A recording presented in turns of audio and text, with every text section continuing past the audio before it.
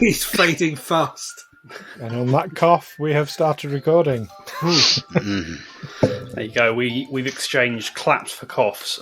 Oh, you didn't give me any warning. No, I don't need to now. Oh, well, now I can just do it. But We can all just clap as we feel like to make it to make it really fun to edit. Please don't. It peaks the sound. Sound peaking is a pain in the ass. I know it is. But it's also, but when it's not happening to me and when I don't have to deal with it, it's really funny. When it's an SEP, someone else's problem. Someone else's problem, indeed. All right. Welcome back, listeners, to Tales from the 20 side, because that is also someone else's problem. No, it's not working. My segues have gotten really bad the last few times out. I think I need to do some brain training because my words aren't working. Regardless. Check your blood sugar, maybe. Yeah, maybe. Welcome back, listeners, to Tales from the 20 side, Pathfinder 2nd Edition Let's Play podcast. My name is Dom, and I'm your GM for this game and for many others. And I'm joined by Stu. Hello. I'm joined by Neil. Hello. I'm joined by Darren. Hello. And I'm joined by Amy. Hello. Good evening, everybody. How are we all doing today? Well, Darren's dying on us. I'm here. I can tell. Yeah. Live on Failing air. your fortitude rolls, aren't you, mate? You're gonna do a Tommy Cooper on me. Let's hope not. Let's hope not. On tonight's podcast, if you're up to date, you'll know that somebody in the party is at risk of dying. But based on Darren, it's not who you thought. That's what you might have first thought. Oh, could this be a snuff podcast where a character dies and the actor playing the character actually dies too? It might be a sneak one. I didn't agree. I mean, if that's the case, Neil, I'm screwed because I run all the NPCs that you've killed so far. Well, speaking of the NPC, I've been thinking of a new theme song to the show. Oh yeah, I was like, we're in trouble because fuck me, we are. Well, Alwyn is anyway. Alwyn is, yeah. Fine. I think you're fine. I think you're all right. Don't know what you're on about. I'm wearing my Alwyn t-shirt to kind of. That's it. I like it. Yeah, I like it. The last time I wore this t-shirt was actually last night. Dom, do you want to share with everyone what you did last night? I did absolutely nothing last night. I don't know what you're on about, Stu. Dom killed a character last night in our social game. I did. So he's getting in practice for tonight, I'm certain of it, and I'm wearing the same t-shirt. Or the other way you can look at it, Stu, is that my bloodlust has been temporarily sated. I know you better than that, Dom. It's never sated. Also, let's be completely honest here. I didn't kill Benjamin Cornelius Raleigh. Roll20 killed Benjamin Cornelius Raleigh because, seriously, the party could not roll. I think anything above a 7 during the entirety of this combat session. There were a lot of terrible. But so somehow one of the characters got out of it, but the other didn't. We've got to find out what happens next time because it's going to get a bit spicy, I think. But we'll see what happens there. yeah, that's going to be interesting. But that's not what we're here for. No, it's and not. Damn it, it's been a long week for me. A long week. I am one roll away from finding out. Well, 2 rolls potentially. Yeah. You got a hero point. Now I see why you were so insistent on doing this roll at the start of the session, Stu. Because we'd hit the hour. Well, no, I suppose, in line of that, I am potentially 3 rolls away from death. 3 rolls? How do you figure 3 rolls? Because I'm on dying 2. Mm-hmm. So if I fail 1 more roll, that's dying 3. Okay. If I fail a second roll, I can use a hero point to fail a 3rd roll. So that would be 3 rolls away from death. That's true. Are you hinting at something here? It could be 2, Stu, because It could be 2, because obviously if that first roll is a critical fail, that is 2 increases by 2. So Yes. Yes, it could be less than 2. I mean, one of your NPCs could, under their own volition and not under your control at all, decide to come over and, stomp on me. yeah, He he put could. ideas in his head. Well, no, Not- it happens. Nadia is there. It Nadia does is that. Nadia's been waiting for 50 episodes to slam an axe into your chest. What can I say? You do control the other NPCs. Just saying. It's your fault. I name you. You can blame me all you want. I'm accepting none of it. But there we go. All right. With enough kind of presumptuous doom and gloom there, I feel like we're ready to just get straight on with the game. What do you think, Rose? I want to find out if everyone else has got any fuel in their cars. I managed to get some yesterday on my way back from Bournemouth. I did have to stop at 3 petrol stations before I found one that had some. But I did get some in the end. I don't drive. I don't drive, but I don't know how much my wife has got left in her car. I spent 2 hours driving around High Wycombe and the surrounding areas, even going onto the motorway services. Not a drop of diesel to be found. Looks like I'm going to have to blow off 2 jobs. Bastards. Absolute bastards. And listeners, if you're one of those people who has hoarded fuel and filled up lots of fuel cans and when you don't need to, when it's you're only doing like half a mile every other week, then fuck you, you're a cunt.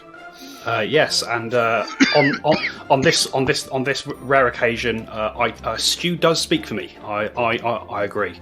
I wholeheartedly agree. Stop panic buying, stop being idiots, and we'll all come out of this with some semblance of sanity. I wonder how many people really are panic buying. I think most people are just filling up the tank, aren't they?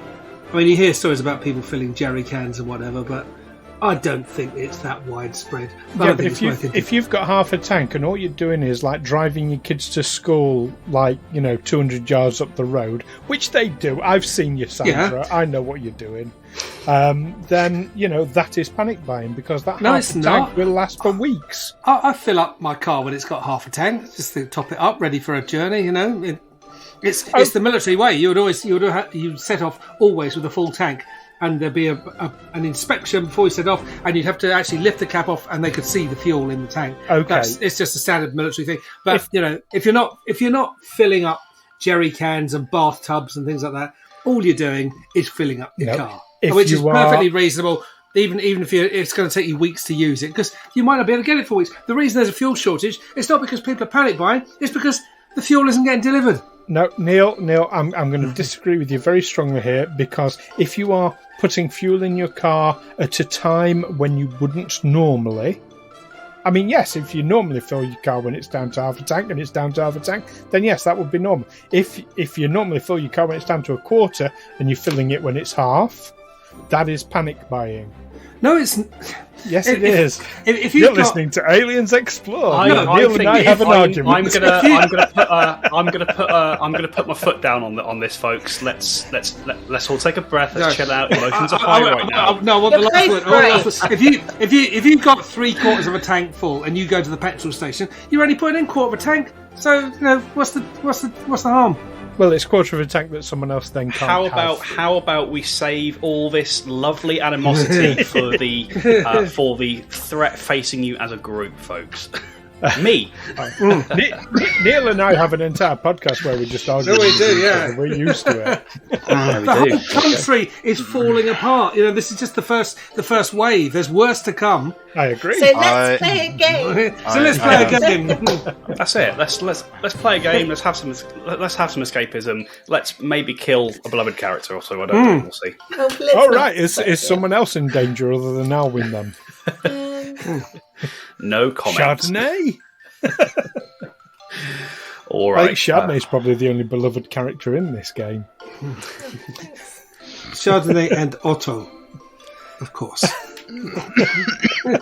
All right. Some evils from Amy there. Getting evils from you. So, So, a needle pulling thread. Everybody have a little breath. Get it out of your system. Are we all right? We good? Can we do a through the podcast now? Of course we and out are. through the nose. You say we're allowed to do these rambles as long as we like. Yes. I'm You've making done your an intro. exception to my own rule. All right. So, our adventurers, Olwyn Templeton, Brother Ramos, Otto von Niederschläger, and Della Thornbury, have entered the guardhouse of Marcian Exorian, kind of a local mercenary guard captain type fellow, who had imprisoned Ringeirr Malenkov, a smuggler who can help them get into the city of Whitethrone. He's been imprisoned on charges of sort of sedition and stirring revolt in the local area. And when the party attempted to kind of get him released or sort of figure out where he was, they've ended up in a bit of a pickle. After a failed attempt at stealing the key for where Ringeirr is presumably held from Marcian, the situation turned violent, and you ended up in battle with Marcian and also his two ogre bodyguards, Borga and Wank. Bugger and wank. Bugger and Wank. There we go. I'm gonna let you have your puerile humour because I feel like it might defuse the mood in the room a bit.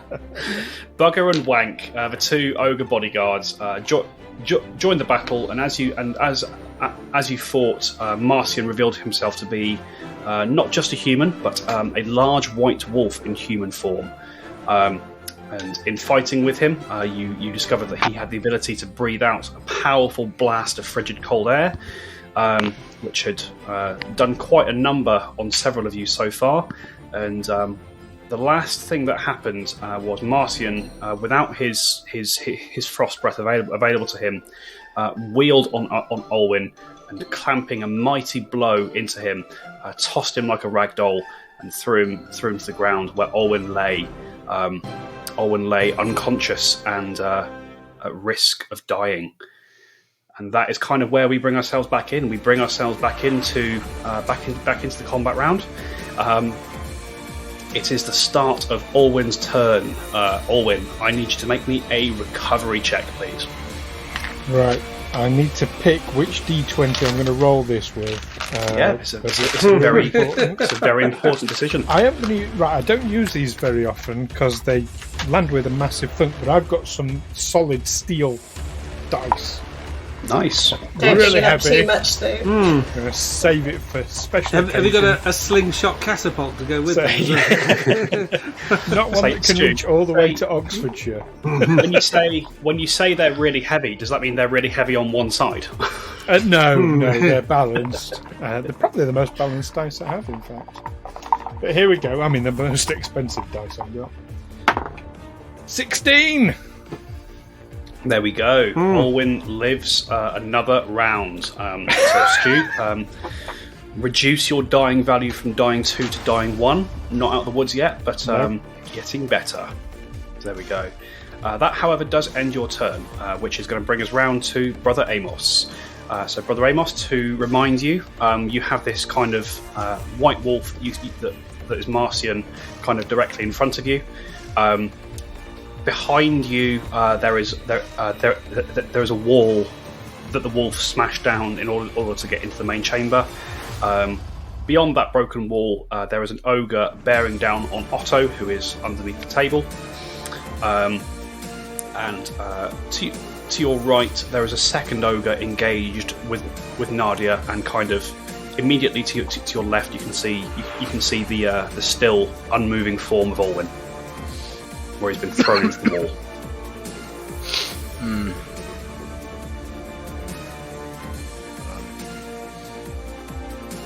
Did you say I'm next to the wolf? Yes, you are. Yeah. I'm just going to take a swing at them. Yep, no worries. Roll the attack.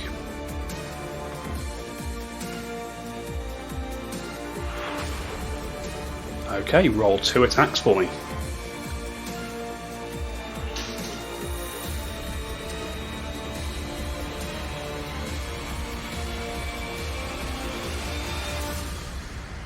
Yep, 15 misses. 60 also misses. You thud into him with 2 strikes, but again, you keep finding sort of quite muscly parts of his flank. You're trying to find a soft spot and work through its defences, but you're not finding anywhere. You've got 2 actions left.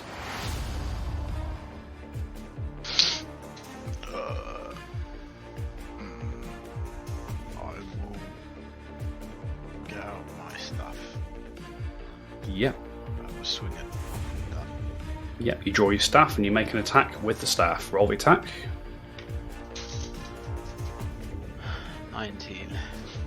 19 again is not enough to hit. This time, you go to swing straight towards Marcian's head, and he just sort of ducks under it as the staff whooshes above him. That's going to be you all done. Yeah, that's me done. That will bring us around to Nadia. Nadia sort of hears the commotion behind her. Sees that Olwyn has kind of gone down and is basically been thrown into the wall. Okay, you can see that she's going to first up, sort of with a shout of Olwyn, someone help him. She's going to use an action to take out from a pouch. There's a vial of red liquid. She's going to use a second action to kind of throw it towards Brother Amos, and then she's going to use her third action to reset her grip on her axe and make a strike against Borga the Ogre. Okay. And you see kind of where she's taken, where she's kind of taken the time to get this potion across to Brother Amos. She is distracted just enough, and the axe sails wide of the ogre. That will end her turn. It is that ogre's turn, and Borga is going to move in a little bit, so he's in a position where he's kind of towering over you as well, Brother Amos. And he will make 1 strike towards Brother Amos. But I think that's going to miss. That is a 4 on the dice for a total of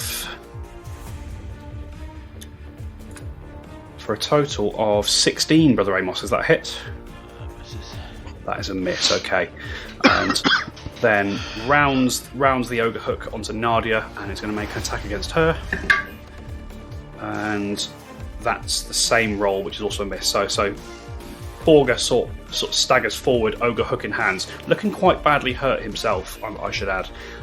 Makes a swing towards Brother Amos. You wait for him to telegraph the exact point where he's bringing it down, and you duck out the way. He goes to backhand the hook towards Nadia, and she also similarly sees it coming and is able to duck as it whooshes over her head. End of its turn. Della, we're on to you. Okay. So, where am I? Yep, so to remind you Della, directly in front of you there is Marcian Ringeirr in his wolf form. You are actually in a position where you are currently flanking with Nadia, kind of on the far side of him.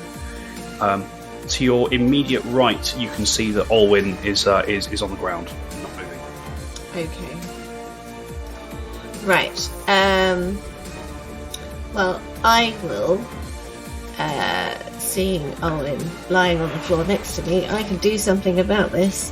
I have a minor healing potion in my bag. So okay. I assume that I can give that to him. You can. So it'll be 1 action to take that out, and then another action to administer that to him. I'll do that. But that is going to be a very good play there from Della. Did I make an indication as to how much that restores, Della? No, it is not on my sheet, but I can. That's all right. I'm just grabbing it now. I think it might be a D8. Check it for a minor.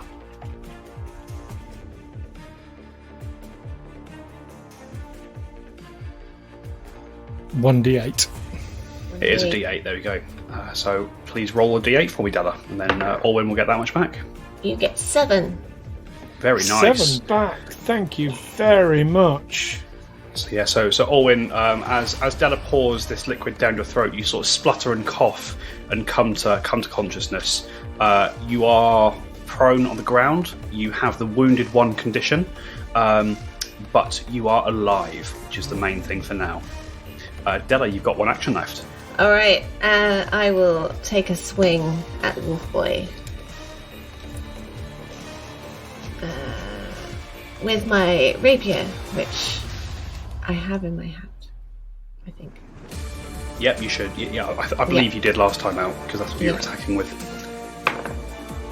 I rolled a 20. Did you? I rolled a 20. Yay, I did. Bloody hell. I almost don't know if it's worth rolling damage. Roll damage for me with sneak attack. 33, so... Crit card. Crit card, so 2d6 and 1d6.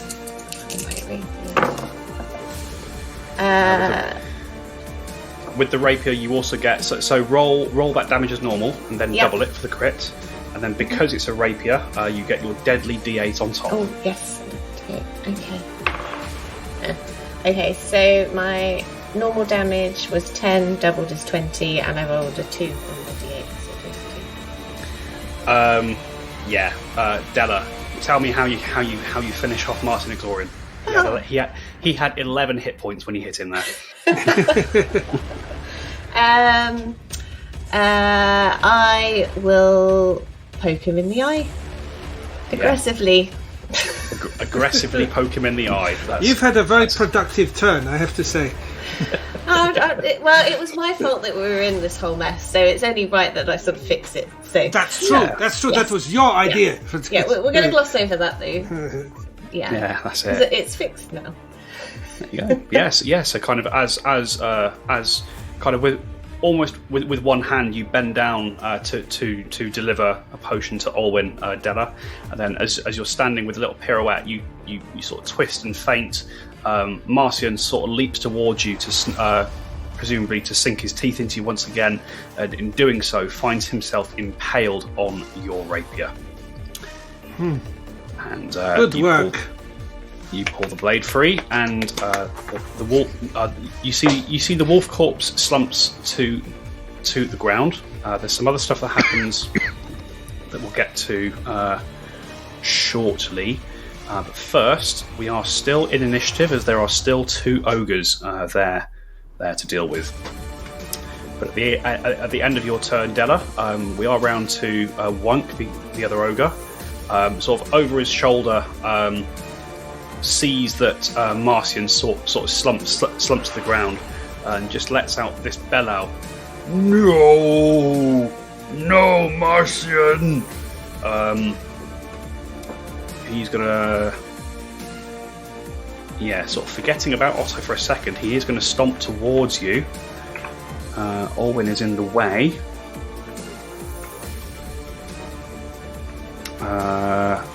Yep, you see, so it uses an action to step towards you. Second action, it will attack Della. That's an 18 to hit. I think that's going to miss. That does miss. Okay, and last action, he's going to make a swing at Della again. And that's better, but I think it's going to end up being the same. That's another 18 to hit. That's another miss. So you hear this bellow from the big meeting room where you first met Marcian. You hear the stomping footsteps as this ogre heads towards you, and then with these big clumsy blows you're quick enough on your feet, Della, that you dodge, duck, dip, dive, and dodge, and you suffer no injuries there. The end of Wunk's turn, it is Otto, currently underneath the big meeting table. So, who is in the most danger at the moment? Well, currently, just in terms of positioning, Brother Amos is kind of in a position where he's directly between these 2 ogres. And I mean, in fact, from what you've just seen happen, your entire party are kind of within arm's reach of these creatures. So it is Wank who is nearest to me. Is it with his back to me? Yes. I shall come out from under the table and produce flame. Yeah, sure thing. So there'll be an action to kind of crawl out from the table. You can stay on the ground and you use your last 2 actions to produce flame. Roll your spell attack. So my spell attack is... Is it just a D20 with my... It's a D20 and then you add your spell attack modifier. That is 20. 20 is enough to hit. Roll the damage for me. So damage is...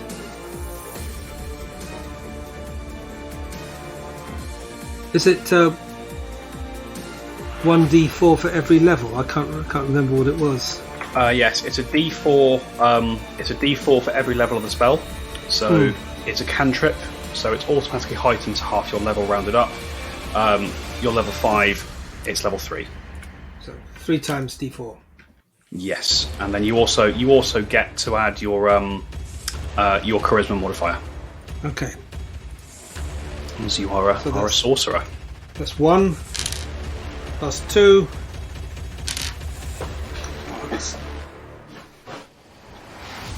You need more D4s, man. I've only got 1. Plus actually. 4, so that's 7 plus my charisma is... So it's going to be 10, I think, total. Charisma is 4, so that's 11. 11. Okay, very nice. You sort of roll out from under the table, Otto, sort of bringing a ball of fire up as you do so, and you streak it through the air. Scorches across Wonk's back, but it is still up and fighting. That's all 3 of your actions, Otto. You are still on the ground. End of your turn. It would be Marcian, but he's dead. So we're on to Olwyn. Thank you, Della. It's alright, got your back. Gosh. Right. So the first thing I would like to do is command Chardonnay to assist Nadia against Augur. Absolutely can. So, what do you want Chardonnay to do? Because from where Chardonnay currently is, he can make 2 attacks. Alternatively, if he were to move a single square, he would be flanking with Nadia. Yeah, let's do the move and the flank, because Nadia will get the benefit of that. Yeah, no worries. So that attack is... Oh, it's not good. 18. These guys aren't hard to hit. You discovered this when you fought them in the forest previously. 18 is a hit for Chardonnay. Excellent, and it's max damage with his jaws of 10 points. 10 points. Yeah, both ogres are looking quite severely hurt now, but there's almost this primal rage has taken them over as they see that that Marcian has gone down. Right. And if Alwyn stands up, will he be next to Wunk? Yes, you are. Right. He'll stand up, and he will take a poke at Wunk with his rapier. Okay, roll the attack. 18. 18 again is a hit. Roll the damage. That is 4 points of damage. 4 points of damage. Very nice. I think that's you done. Yep. One action for Chardonnay. 1 action to stand up. 1 action to strike. End of your turn, Olwyn. It's Brother Amos. So you've currently got an ogre either side of you.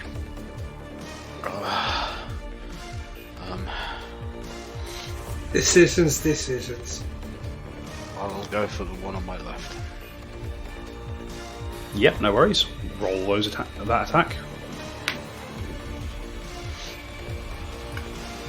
Let's roll 2 attacks. A 22.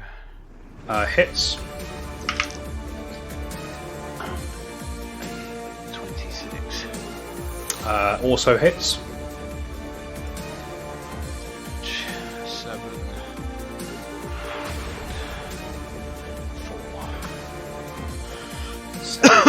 4 points of damage. Okay, very nice. Yeah, you hammer into Wunk. You sort of catch him, and they've both got these sort of quite thick, flabby guts. But one strike sort of knocks the belly up a bit. The second you drive up into his chin, the ogre reels backwards on his last legs, but still standing. 2 actions left.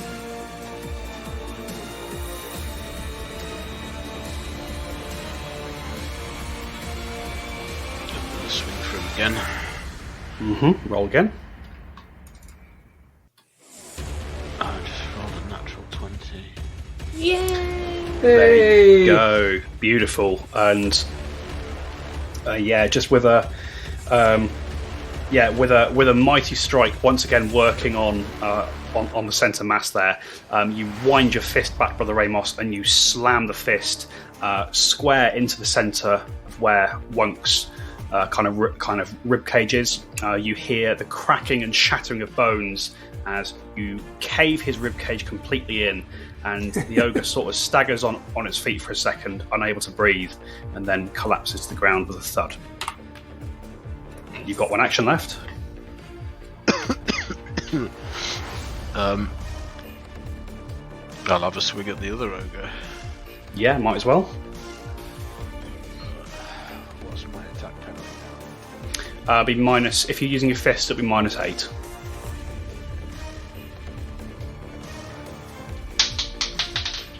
Oh shit, I dropped the dice on the floor. I'll roll a different one. If you can't just hit the rolled table. a natural 1. Oh, buddy. Roll a d6 for me, Darren.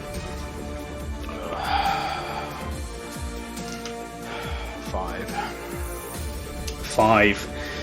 5 is a critical fumble there, Brother Amos. Okay. Oh no. Could you please roll damage for me, as if you would normally?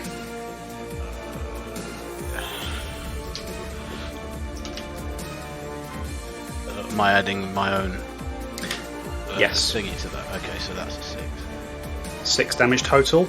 Okay, as you go to strike Borga, Brother Amos, you overextend, you overbalance, and keep on kind of whipping round to make this last strike, and you pitch forward with the strike.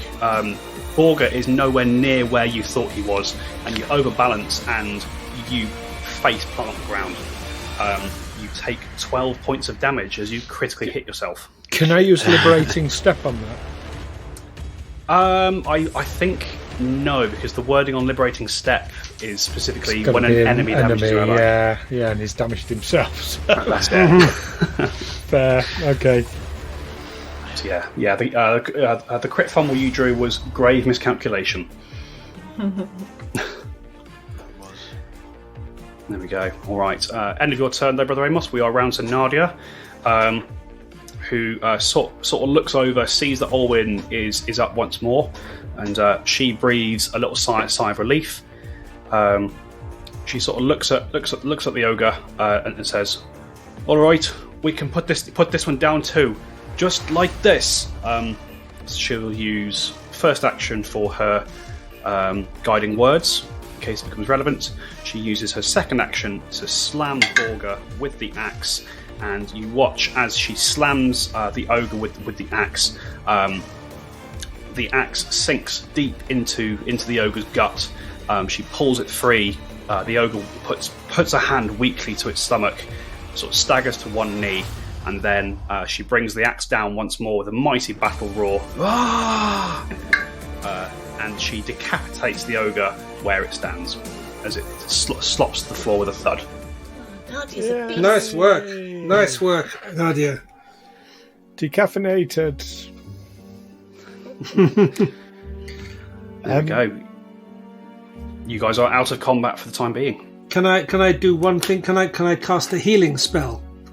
Can I cast a level? Because we've all suffered quite some damage, so I'll cast a level 3 healing spell. Just to everyone in the room who's still alive.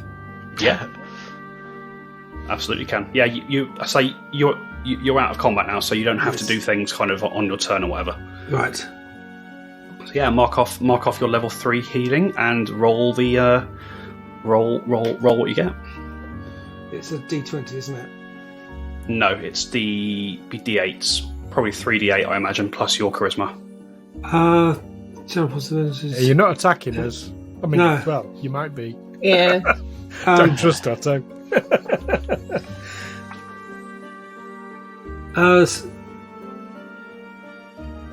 3D8. D8.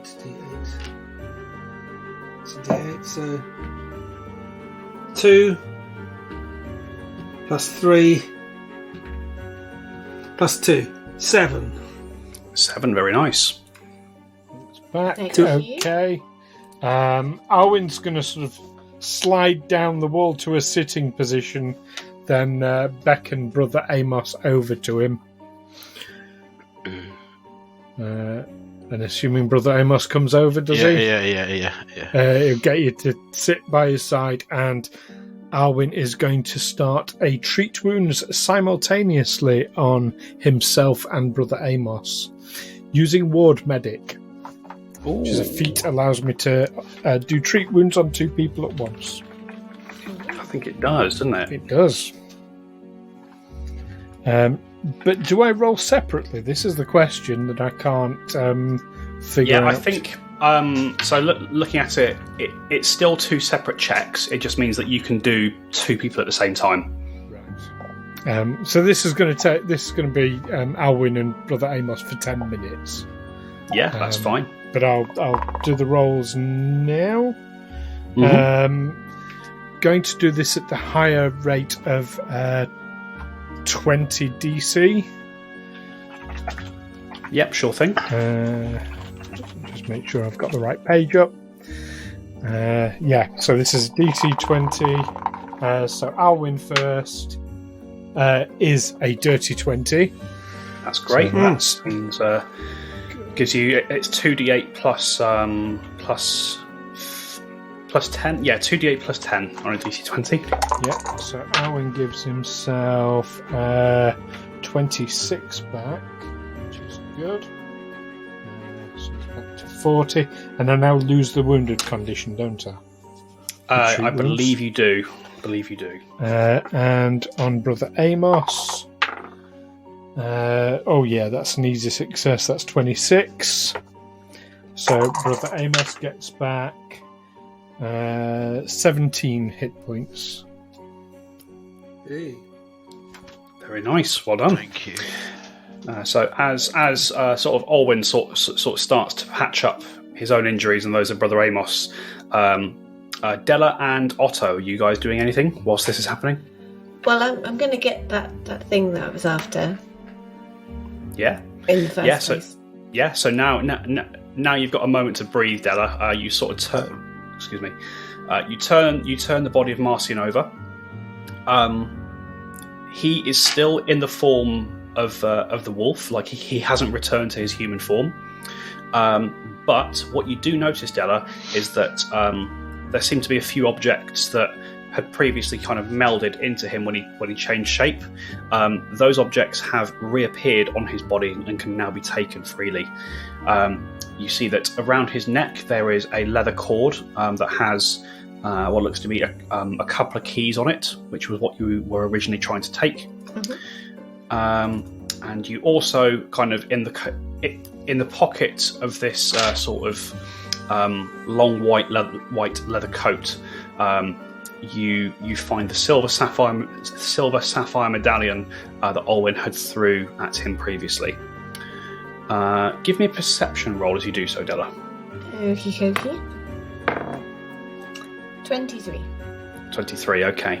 So kind of as you're sort of going through the coat to get this medallion back, you notice that there is looks to be a small pouch also kind of strapped across the chest itself, which you open up, and inside it you find a small vial containing a familiar red liquid. This is a moderate healing potion.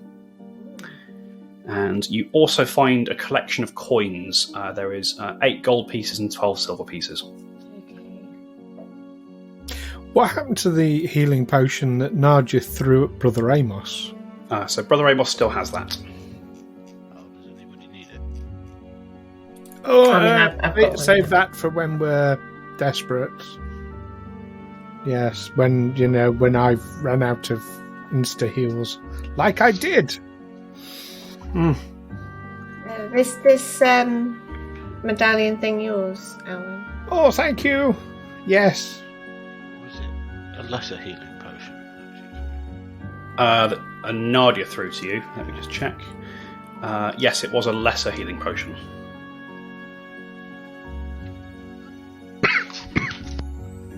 Obviously, if you're hanging on to that, obviously make a note of it. Yeah, I've done. So I've got 2 keys on this thing. Yeah, well, I think there's probably actually sort of 3 or 4 keys, but there are a number of keys on this little key strap. Is there? Well, obviously we've got 10 minutes. Can I see anything that needs a key around here, like a safe, or something with valuables, or a bit cell kept? with Ringeirr in it. Oh yeah, all that. But we can sit down for a little bit. We've got time to have a look at stuff while you're recovering. I'm quick. So as you're sort of waiting for Orwin and Brother Amos to sort themselves out, you start having a little look around this library building. You do find that behind the old store counter there is a door which appears to be locked, and after trying the keys in it, you soon find that one of these keys opens this door, and inside you just find what looks to be a dusty old office or storeroom. It doesn't appear to have been used doesn't appear to have been used in anger in quite some time. You also find that up the central set of stairs, there are 2 doors, kind of either side of the top of that, both of which are locked when you try them. And you see that as you get to the top of the stairs, the corridor kind of switches back on itself, and you can see another door that looks like it perhaps leads out onto a balcony or veranda of some kind.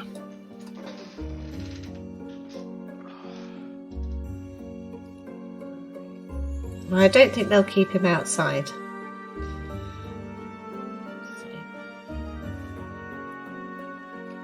It's a fair assumption. Mm. Yeah, so kind of as you get to the top of the stairs, Della, as mentioned, there is a wooden door on your left and a wooden door on your right. They both look not identical, but they both look of similar design and construction.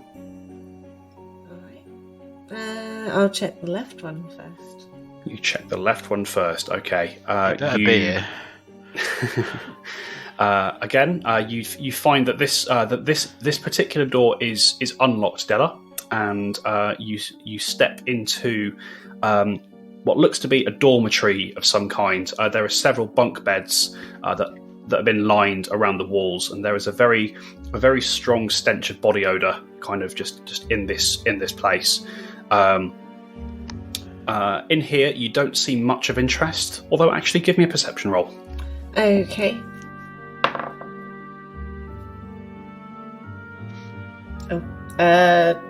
27. 27, okay. A quick glance around this room tells you that this seems to be used exclusively for sleeping in. There doesn't appear to be anything, if it seems that whoever uses this area for sleeping, and it does seem to have been recently used. You see that some of the beds have been disturbed and such. You do see that they whoever uses these beds probably keeps all of their valuables and things. They probably keep all their valuables and things on their person. But with such a high roll there, Della, you do find a gold piece down the back of the sofa. Yeah! It's always worth having a look. But I will back out of there quickly and shut the door, because that stinks. Stale. Sweaty jock straps. Nice. have a look at this other door then. Yeah, you go to open the other door, which you discover is locked. And again, after a quick bit of trial and error with the key, what you find that one of these keys opens that door, and you open up. You find yourself in what was probably once a much similar chamber, except this one has been reappropriated to accommodate just a single large bed in the centre, and sort of comparatively luxury furnishings compared to the rest of the building. You enter this room, Della, and you can see that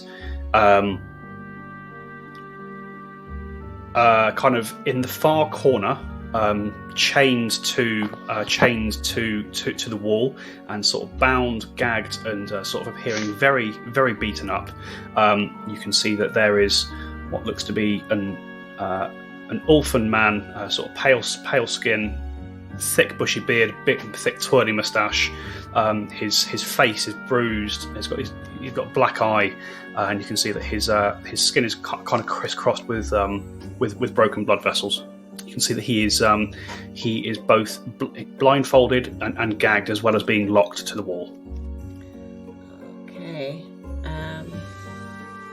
Right, guys, found him, and then I'll go and remove the blindfold and the gag so he can talk, and I'll start removing his bonds.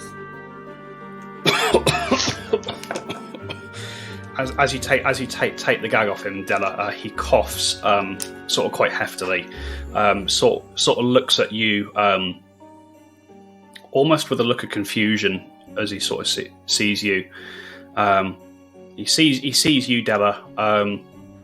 He sees the armband that you're still wearing, and he spits in your face. I ain't telling you nothing. Well, that's a nice way to treat your rescuers, isn't it? Rescuers? Is this one of Marcian's tricks? Nah, he's dead now. Then why are you here wearing his armbands? Oh, it's a ruse. And I'll take it off. All right. Give me a diplomacy roll, Della. Okay.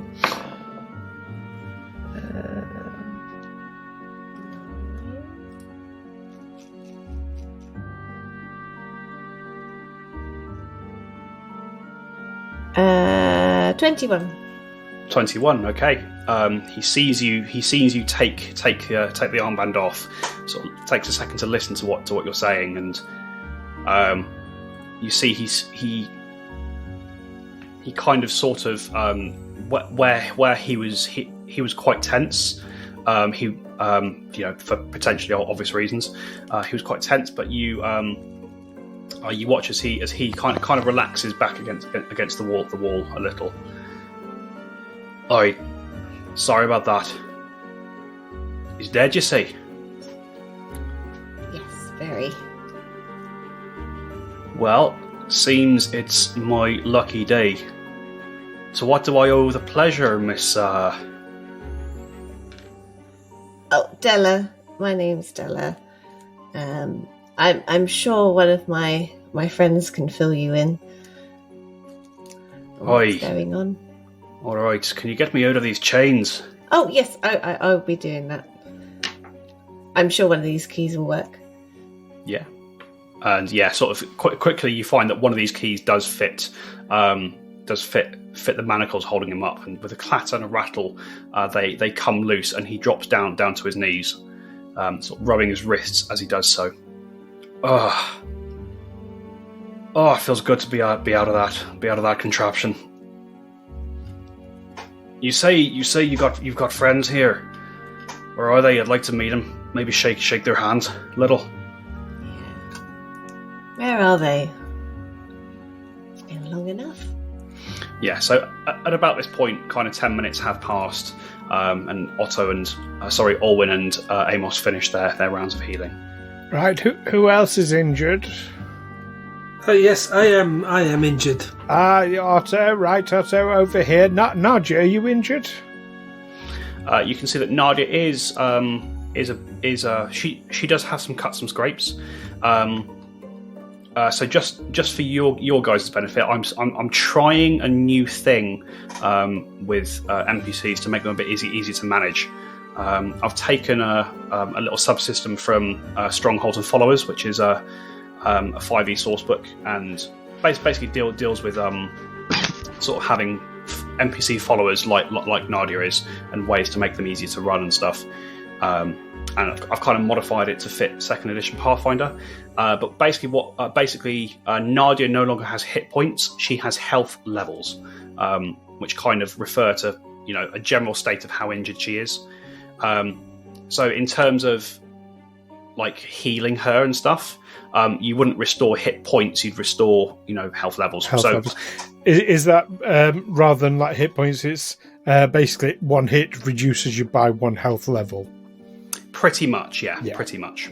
So currently, but what that also means is that sometimes there will be cases where she takes hits, she looks injured, but she's not in need of healing. This is one of those situations. Right. Okay. So healing wouldn't do anything. No. Right. It wouldn't give her any mechanical benefit. Okay, pop over here then, Otto. Right. Yes. Sit in this chair. I'll start a treat wounds on Otto. How badly injured is Otto looking?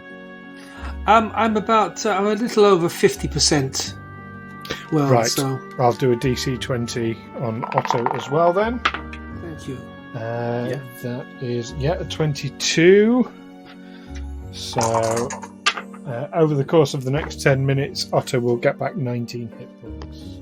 19 hit points. Sure thing. Okay, so kind of just as you start tending to Otto, or when you hear the call come from upstairs, from Della. So, Brother Amos, do you want to do anything? Can't think of anything. No. Okay. Nadia, it's your uncle. You may want to go up. Yes, it's almost like you read my mind, Stu. Thank you. So kind of as Della calls down that he's been found, you see Nadia, who she'd just been kind of dusting herself off, catching her breath. Like as soon as this call from upstairs comes down, you see she grabs her things, and perhaps the most excited you've seen her in some time. She heads up the stairs, and a moment or two later, Della, you hear the sound of footsteps coming upstairs, and you see Nadia sort of poking her head around the door. "Ringeirr, you old bastard!" she says as she sees him. She drops the battle axe. She rushes in and she embraces him in a big hug. And you can see that he's completely shocked and taken aback. "Nadia, what in Rastal's name are you doing here?" And Nadia sort of says, "It's a long story, Uncle Ringeirr. Or you'll let my friends explain. They've been looking for you, you see. Come on, let's get you downstairs." And you see Nadia leads Ringeirr out of this room and down the stairs, where she reappears to everybody else shortly after. Della, just as you're leaving that room, give me another perception roll. Yeah, I was going to have a quick look on my way. 23. 23. You just catch out the corner of your eye as you're following Nadia and Ringeirr downstairs. You can see that there is a metal box tucked underneath the bed. Ooh, metal box. Yes, I would like to have a look at that. Yeah. Is it a small metal box or a big metal box? It's probably a medium-sized metal box. Like think of it's a bit like a footlocker. Is it locked? Do you attempt to open it? Yeah. Yeah, you attempt to open it and you find that it is locked. Okay. Do one of my keys open it? There must be one I haven't tried yet. Yeah, so actually as you go to pop, you do realise that there is a fourth and final key that you haven't yet found a use for, and you pop the key into the lock, which pops open, and as you turn the key in the lock, you not only hear the sound of the lock disengaging, but you hear the sound of some kind of mechanism resetting itself. And as you finish turning the key and you lift the lid of this locker, you can see that kind of built into the lid there was what looked to be a mechanism for shooting out a dart, but the use of the key seems to bypass that. Oh, that's fortunate. Lucky for you. Yeah. Inside this little footlocker, you see a few things, Della. There are, I think, most notably, the first thing that Della sees is there is a collection of coin in the bottom of the locker, and sort of just glancing over it, and as you take a second to count it out, you find 32 gold pieces and 117 silver pieces. Cool. You've had quite a haul today. I am very happy about this. On top of that, kind of resting on top of it, you can see that there is looks to be a decorative silver mirror, which is kind of engraved and styled in the shape of two lovers embracing. You think that might be worth a little bit of money. You also find there are two small leather pouches. One contains, you sort of pop it open, and it contains four very rough-looking gemstones. You sort of look at them, and they appear to be carnelians. Again, perhaps worth something to the right buyer. And in the second pouch, there are another two vials of a familiar red liquid. These are 2 lesser healing potions. And perhaps the most interesting thing, kind of as you kind of scoop up the rest of this, Della, you see in the bottom, sort of buried under some of this coin, there looks to be a thin shaft of grey wood that seems to have it's kind of very, very long, very deliberately carved. There is a section toward one end that looks like it has been coated in silver, and the piece of wood itself seems to kind of blur and shift as you look at it. Without knowing exactly what it is, you get the sense that this could be a magic wand. I don't know if I've seen one of those. It looks fancy. I think you've heard of magic wands. Like you hear stories about people finding, sort of magical sticks or batons that have some semblance of power to them. And this seems alien enough that it could be that kind of thing. Cool. I am totally packing all of that away into my little bag, and I am definitely heaving a sigh of relief with the amount of money that I've just found. Yes. Here we go. Cool. Right, and then you kind of you make your way back downstairs, and you're all there. So Olwyn and Amos and Otto, sort of Nadia comes down with this man who you presume to be Ringeirr, and a moment or two later, you hear you see Della making an appearance as well. Hello, Ringeirr. Nice to meet you. Take a number. I'll treat you. In a minute. Oi. Thank you, sir. That's quite kind of you.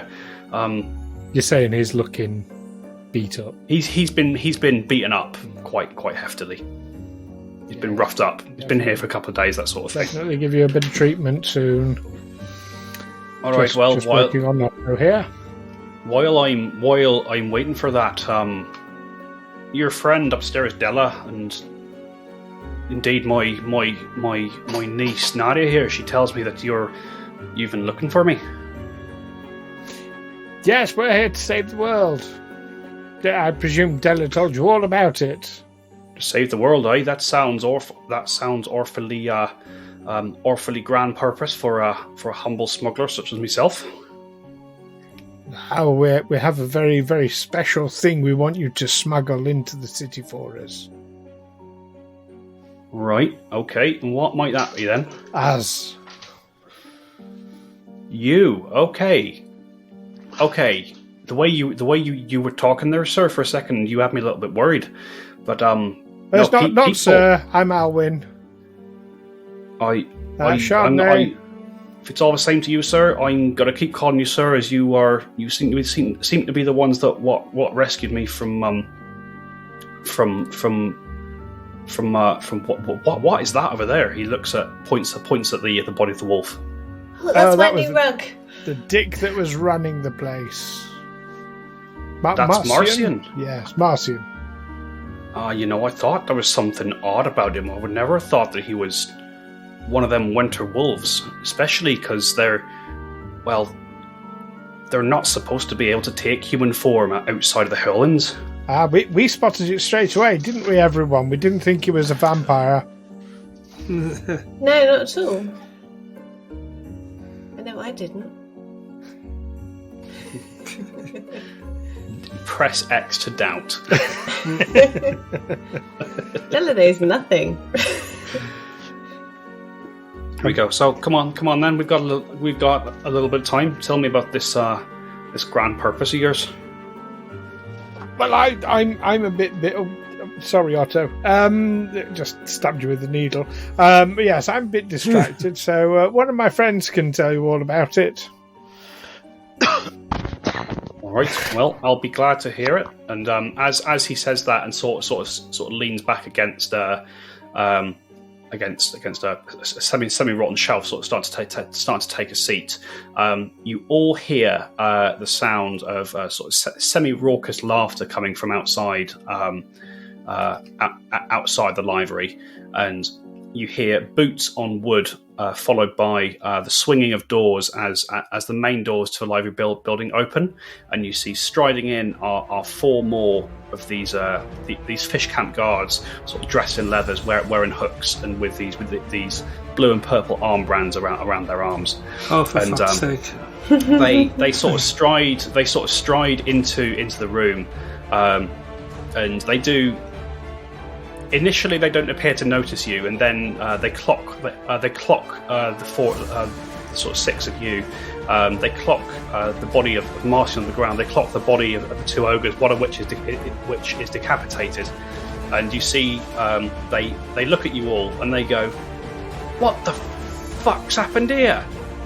And that's what we're going to have for tonight, folks.